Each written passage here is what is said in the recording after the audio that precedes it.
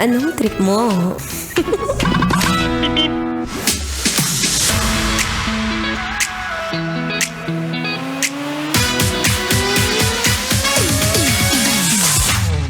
Huwag kang gagaya kay Morissette.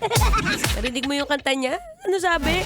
Gusto ko nang bumitaw. Walang bibitaw sa pamilyang to.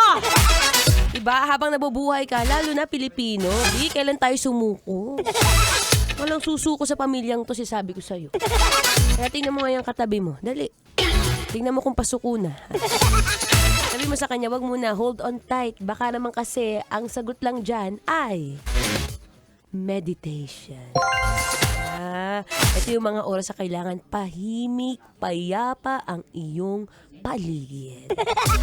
So ito na nga, babalik ang inyong kadaldalan na daldalerang atleta DJ Maratoni. At kanina nga nabanggit ko, kung bago ka pumasok, dapat meron ka ring mga silent moment. So una mong dapat gawin is mag-meditate. Siyempre pagkatapos mo magdasal. Pagkatapos mo magdasal, anong gagawin? Mag-meditate. Paano mag-meditate? Siyempre, simple lang yan. You only have siguro mga 5 to 10 minutes of every day or kahit sobrang saglit lang, ang pinakamahalaga is consistency. Kapag ka nag-meditate po, ganito yan. Una sa lahat, kailangan focus ka sa hininga mo. Magtutbash ka. Kailangan magtututbash ka bago ka mag-meditate kasi feeling ko mahihilo ka eh. So, una sa lahat, focus on your breath.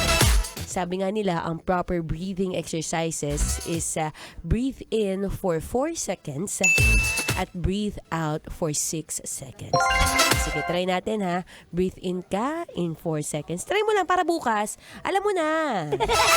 Diba? Breathe in. Take a deep breath. And breathe out. Diba? Release mo lahat. Tanggalin mo lahat ng mga iniisip mong toxic. May isa pa, one more time. Breathe in. And breathe out. Diba? Hayaan mo yung mainis sa paligid mo. Dead mind mo yan. Pero ito po, normal kapag ka nagme-meditate ka, yung utak mo medyo nagwa-wonder yan. Napapaisip ka ano yung mga tunog ng tiktilaok ng manok. O kaya may naririnig ka dun sa kapitbahay, may nagpo-plok-plok. Anong plok-plok? May nagpo-pok-pok ng dingding ka naman. Diba? Normal po yan, pero as you go along, every time mo siyang ginagawa, meditation, it's also the key of healing your mind. Diba? Pagalingin mo yung utak mo para hindi ka nag-iisip ng kung ano-ano. Mahirap kapag nag-iisip ng kung ano-ano, Diyos ko. Sa mahal ng gas, mag-iisip ka pa ng mga overthinking na ganyan. No. As much as possible, take care of yourself. Sa simpleng pagbibigay ng oras sa sarili mo kahit 5 to 10 minutes of meditation every day. And it's a consistency. Consistency. Humanap ka lang sa lugar mo. Siguro sa banyo. Yan ba yung pinakatahimik? O pwede na yan. Basta magpa-flash ka. Mahirap pag-meditate pag may amoy ang banyo, ha? Anyway, ako po'y magpapaalam na. At marami pa kami pag-uusapan dito sa booth. Dito lahat ng mga Love Radio DJs.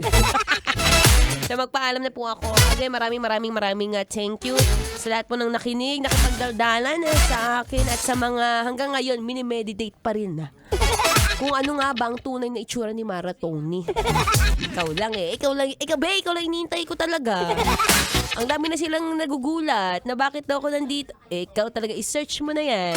You can check me on my Facebook, Instagram, TikTok, Threads. It's Maratoni. It's M-A-R-A space T-O-N-E-E.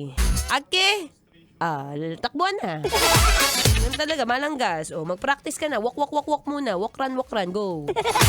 Anyway, susunod na po ang ating Spicy Opa. Walang iba kundi si DJ Kim Chino. Again, maraming thank you to each and every one of you.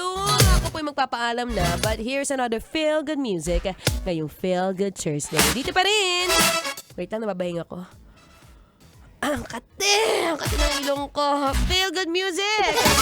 Feel good Thursday. Dito pa rin sa 90.7 Love Radio. Kailangan ba may memorize yan? Basic. Memories follow me left and right. I can feel you over here. Metro's #1 Love Radio. Baby. heaven's sake!